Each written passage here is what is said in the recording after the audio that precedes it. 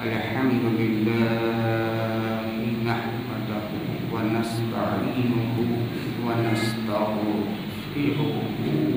ونؤمن به ونتوكل عليه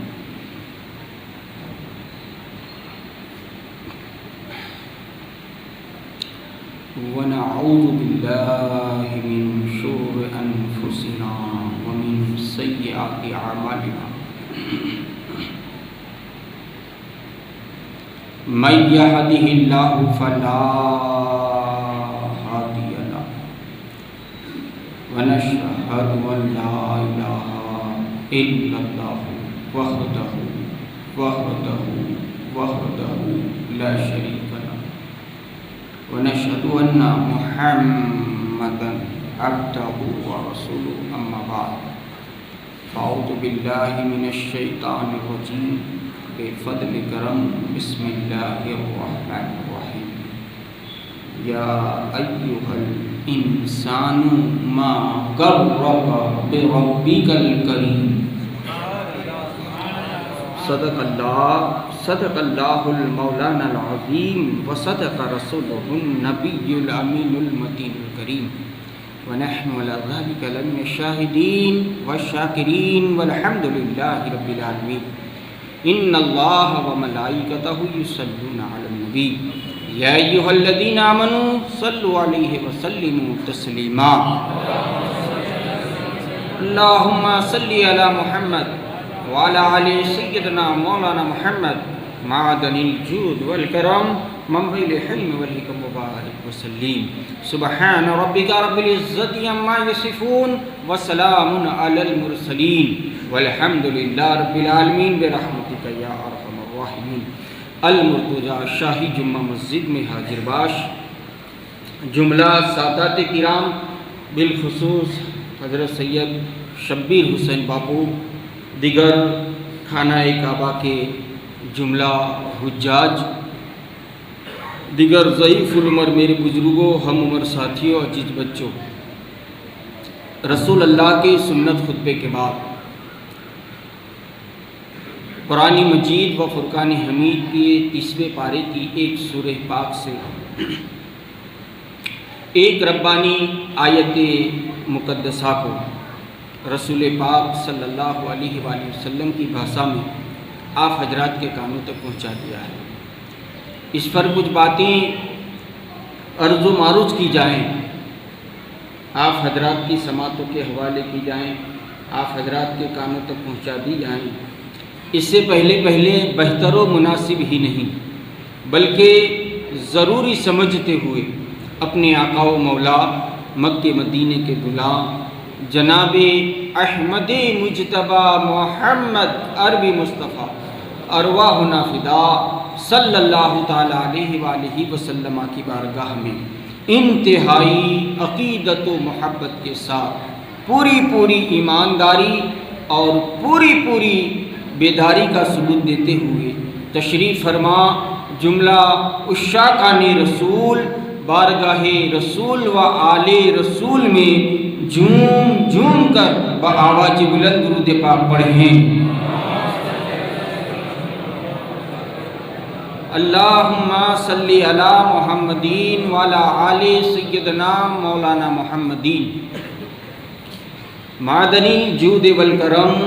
منبع الحلم والحکم وبارک وسلم صلاۃ سلاما علیک یا حبیبی یا رسول اللہ صلی اللہ تعالی علیہ وآلہ وسلم۔ معزز سامعین حضرات،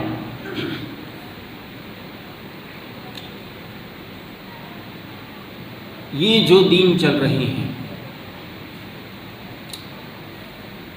ان دینوں کو اسلام میں ایام تشریق کے نام سے یاد کیا جاتا ہے۔ تکبیر تشریق پڑھنے کے دن اور عید الاضحیٰ سے لے کر جن حضرات نے اب تک مال کے ذریعے سے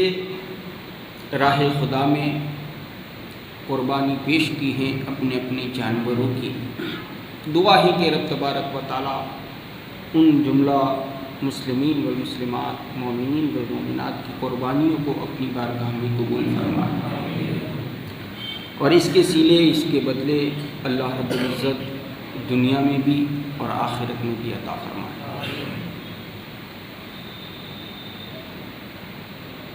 اللہ وحدہ لا شریک، جس نے قرآن مجید کی شکل میں 6666 آیت مقدسہ کا نزول فرمایا، ان مقدس آیت پاک میں سے ایک آیت پاک آپ حضرات کی سماعتوں کے حوالے کیا ہے، آپ حضرات کے کانوں تک پہنچایا ہے۔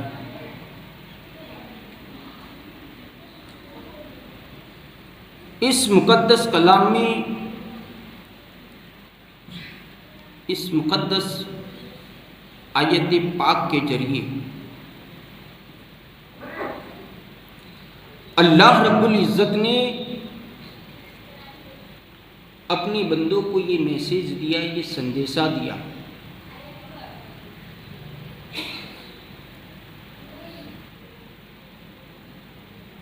اور یہ سندیشہ اور یہ میسیج دینے کی وجہ یہ ہے، کارن یہ ہے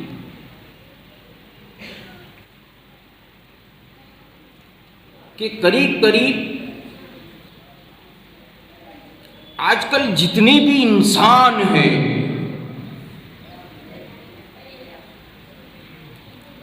کہ اس کے ہاتھ میں جب نعمت آ جاتی ہے تو بڑا خوش ہو جاتا ہے، خوشی کا پار نہیں رہتا۔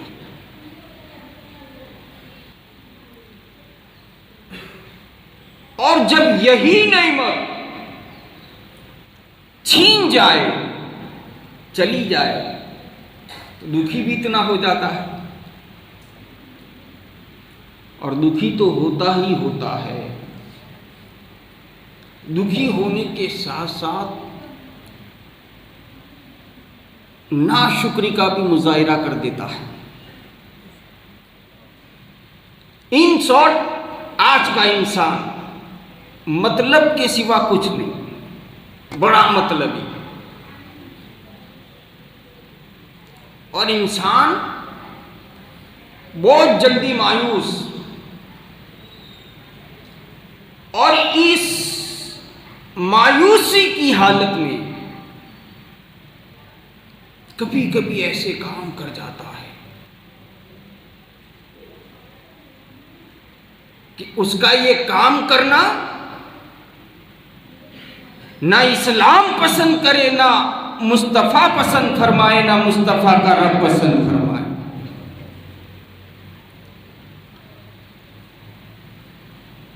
تو رب تبارک و تعالیٰ سے کبھی مایوس نہیں ہونا چاہیے۔ اور حضرت علی کرم اللہ وجہہ الکریم ارشاد فرماتے ہیں، حضرت علی سے کسی نے پوچھا کہ آپ کی نظر میں سب سے بڑا گناہ کیا ہے؟ تو حضرت علی کرم اللہ وجہہ الکریم نے یہ نہیں کہا تھا کہ میری نظر میں نماز کو چھوڑ دینا اللہ کا فرض ہے، اس کو چھوڑ دینا یہ بہت بڑا گناہ، نہیں کہا۔ اللہ تبارک و تعالی حضرت علی کو جو نالج اور جو علم عطا فرمایا، جسے خود مصطفیٰ کہے کہ میں علم کا شہر ہوں، علی اس کا دروازہ ہے، وہ علی سے جب پوچھا گیا کہ آپ کی نظر میں سب سے بڑا گناہ کیا ہے، تو حضرت علی نے یہ نہیں کہا تھا کہ رمضان کا مہینہ آ جائے اور مسلمان فرض روزوں کو چھوڑ دے، یہ سب سے بڑا گناہ ہے۔ حالانکہ فرض کو چھوڑنا گناہ ضرور ہے، مگر جب علی سے پوچھا تو حضرت علی کرم اللہ وجہہ الکریم ارشاد فرماتے ہیں کہ میری نظر میں سب سے بڑا گناہ یہ ہے کہ اللہ تبارک و تعالیٰ سے نا امید ہو جانا۔ اللہ سے مایوس ہو جانا، یہ سب سے بڑا گناہ ہے۔ اور اسی بات کو سمجھانے کے لیے اللہ تعالیٰ نے صرف یوں نہیں کہا کہ ایمان والے مسلمان، بلکہ اللہ نے جب اپنی شان کریمی بتانے کی بات آئی تو میرا رب اعلان فرماتا ہے، یا ایھا الانسان ما غرک بربک الکریم، اے انسان تیرا رب بڑا ہی کریم ہے، بڑا کریم۔ اس کی کریمی کی کوئی لیمٹ نہیں، انلیمیٹڈ۔ اللہ وحدہ لا شریک کی شان کریمی ہے۔ اور اللہ تبارک و تعالی اپنی شان کریمی ہر انسان پر کہیں نہ کہیں عطا فرما ہی دیتا ہے۔ ارے میرے رب کی شان کریمی یہ ہے کہ نہیں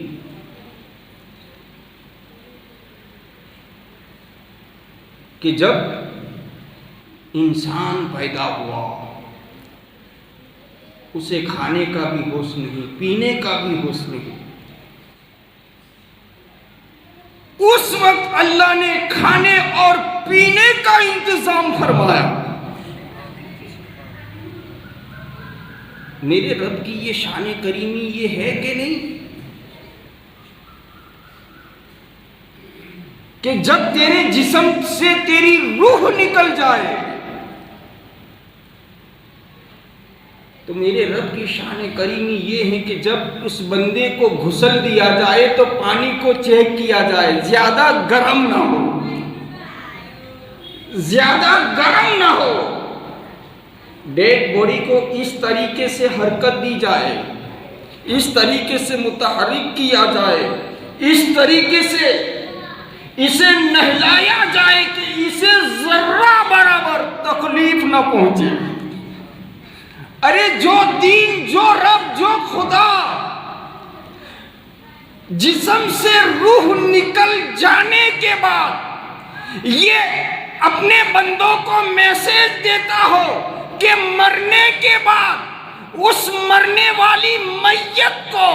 ذرہ برابر تکلیف نہ پہنچے تو وہ رب یہ کب پسند کرے گا کہ آج کا انسان زندوں کو اذیت پہنچاتا رہے، زندوں کو اذیت پہنچاتا رہے؟ جب مردوں کی اذیت رب کو پسند نہیں، رب کو پسند نہیں، تو پھر زندوں کو اذیت دینا، زندوں کو تکلیف پہنچانا رب کہاں سے پسند فرمائے؟ یا ایھا الانسان ما غرک بربک الکریم، کہ اے انسان تیرا رب بڑا کریم۔ اور میرے رب نے حضرت ابراہیم علیہ السلام پر کیا ہی شان کریمی کا نظارہ فرمایا۔ حضرت ابراہیم خلیل اللہ علیہ السلام کو جب آگ میں ڈالا گیا جسے نار نمرودی، نمرود نے جلائی تو اس آگ کا نام ہی پڑ گیا نار نمرودی۔ اور حضرت ابراہیم کو جب آگ میں ڈالنا، یہ بات کو آپ نے بارہا سنا، واقعہ نگارے مقصود نہیں ہے۔ آپ نے جانتے ہو نمرود نے آگ جلانے کے لیے جو آتش کدا بنایا تھا، یہ آتش کدا کوئی چھوٹا موٹا آتش کدا نہیں تھا، 30 گز لمبا اور 20 سے 25 گز چوڑا۔ اب جلانے کتنوں کو ہے؟ صرف ایک کو۔ جلانا کتنوں کو ہے؟ صرف ایک کو۔ مگر نمرود کی یہ تیاری بتا رہی ہے، نمرود کو اس بات کا علم نالج ہے، یہ اس کا تیاری کرنا، اس بات کا اعلان ہو رہا ہے کہ جو نبی ہوتا ہے وہ عام بندوں کی طرح نہیں ہوتا، اللہ اسے بڑی طاقت کا مالک بنا کر بھیجتا ہے۔ اور جب آگ جلی تو حضرت ابراہیم خلیل اللہ کو جب آگ میں ڈالا گیا تو وہاں پر ایک منظر یہ بھی نظر آیا کہ ایک چڑیا تھی جو جہاں آگ کی تپیش نہ پہنچے، اتنی بلندی پر جا کر اپنی چونچ میں، اپنے منہ میں پانی لیتی تھی اور نارے نمرودی پر جا کر ڈال دیتی تھی، اور ایک گرگٹ جو ہر وقت اپنا رنگ بدلتا رہتا ہے، وہ گرگٹ دور بیٹھا بیٹھا پھونک رہا ہے، دور بیٹھا بیٹھا پھونکے جا رہا ہے۔ تو مفسرین کرام فرماتے ہیں کہ چڑیا نے پانی اس نیت سے ڈالا کہ آگ بجھ جائے، مگر دوستو اتنی بڑی آگ چڑیا کے ایک قطرے سے بجھنے والی نہیں، اور گرگٹ اس لیے پھونک رہا ہے کہ آگ زیادہ بھڑک جائے، مگر گرگٹ کی پھونک سے آگ زیادہ بھڑکنے والی نہیں۔ تو دوستو سنو، گرگٹ نے پھونک مار کر اپنی دشمنی کا اعلان کر دیا، گرگٹ نے پھونک مار کر اپنی غداری کا اعلان کر دیا، اور چڑیا نے پانی ڈال کر اپنی وفاداری کا اعلان کر دیا، چڑیا نے اپنی وفاداری کا اعلان کر دیا۔ تو دوستو سنو، ہم خلیل اللہ کی یاد اس لیے مناتے ہیں، ہم نبی اللہ کی یاد اس لیے مناتے ہیں، ان کی یاد میں ہم قربانیوں کو اس لیے پیش کر دیتے ہیں کہ باری تعالیٰ ہم سے جو ہو سکا ہم نے تیری راہ میں دے دیا ہے، ہم نے ہماری وفاداری کا اعلان کر دیا ہے، ہم نے ہماری وفاداری کا اعلان کر دیا ہے۔ اور دوستو جب حضرت ابراہیم کو ڈال دیا گیا تو پھر اللہ کی طرف سے یہ حکم آ گیا، آپ لوگوں نے بہت سنے، یا نارو کونی برتم والسلام علی ابراہیم، مگر یہی حضرت ابراہیم علیہ السلام کی ایک بڑی پیاری عادت تھی، بہت زوردار عادت تھی۔ اور جب یہ قربانی کا موسم آتا ہے تو قربانی دینا ہر صاحب نصاب پر واجب ہے، ہر صاحب نصاب۔ اب دنیا والوں کو وہ چھیتر سکتا ہے، اللہ کو نہیں، کہ یار اپنے پاس طاقت نہیں، یہ دنیا والوں کو ایسا کہ اللہ کو تو سب خبر ہے کہ کون کتنے میں ہے، کون کتنے میں ہے، اللہ کو سب خبر ہے۔ اور میں نے عید کے دن بھی کہا تھا کہ جسے اللہ رحمت للعالمین بنا کر بھیجے وہ نبی یوں اعلان کرے کہ جو صاحب نصاب ہے اور وہ قربانی نہیں دیتا تو رحمت للعالمین جسے بنایا وہ نبی یوں کہے کہ میری عیدگاہ میں نہ آئے،